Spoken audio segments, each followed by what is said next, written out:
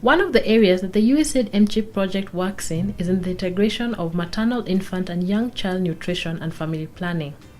The main objective of this initiative is to enhance and strengthen the intersection between nutrition and family planning interventions in order to improve maternal and child health outcomes through pregnancy spacing and better nutrition practices.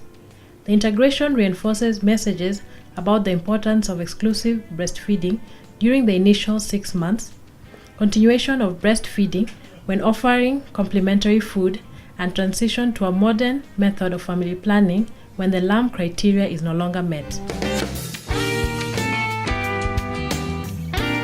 Nancy is a beneficiary of FPMIYCN integration. She is a mother of 3 children aged 9 months, 4 years, and 8 years. She discusses the role of her husband in family planning. I'm married to Pius Omondi, and he's also very happy about family planning. He do tell me that I need you to go for family planning to make a space between the children, to avoid early pregnancy before you plan for it. We do discuss with him. So even if I'm coming, he knows very well my wife is going to get an injection for a family planning. The benefit of family planning, it makes me to gain strength, to make you strong again. And also, it makes a space between your pregnancies. Moses and Milka are the parents of baby Ivy, aged 1 year. They have 2 other children, aged 4 years and 7 years. Moses describes the benefits of breastfeeding. So the only things that other parents can do, which I tried with Ivy, they always jump to milk cow. So in case of giving this milk cow to the kid, let them give this milk cow to the mother.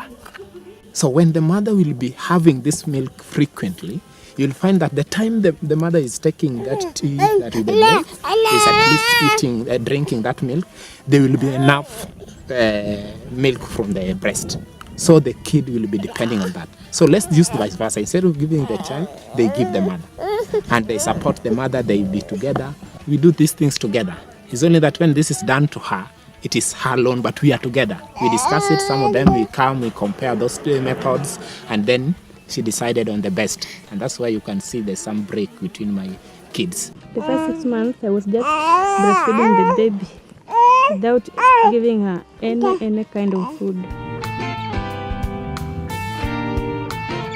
Nancy highlights the economic and health benefits of breastfeeding. When you are breastfeeding the baby, it is affordable. We don't need you to search for money that you are going to buy milk. And also I use it because the baby grows strong and healthy, and the baby is protected against various diseases. There is a very big effect. I find that the child that is fully breastfed, like Ivy was, actually we got the service here, I was given birth to here. Up to that time, Ivy has never come for treatment. She hardly gets sick. He can only come for maybe weight and other things. Moses goes on to elaborate some of the factors that are barriers to the uptake of exclusive breastfeeding. There is a number of challenges in breastfeeding. Sometime at night, the kid could be crying and maybe breastfeeding too much. When that is happening, the mother is getting so weak because he's not eating well, whatever. So that is some discouragement. And my grandmother, who actually they didn't do that.